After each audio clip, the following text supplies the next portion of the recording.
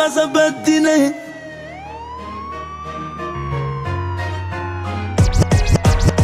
Eu și pe la pușcărie tot stau mai bine ca tine. Am în spate o carieră, voi stați 10 în garsonieră.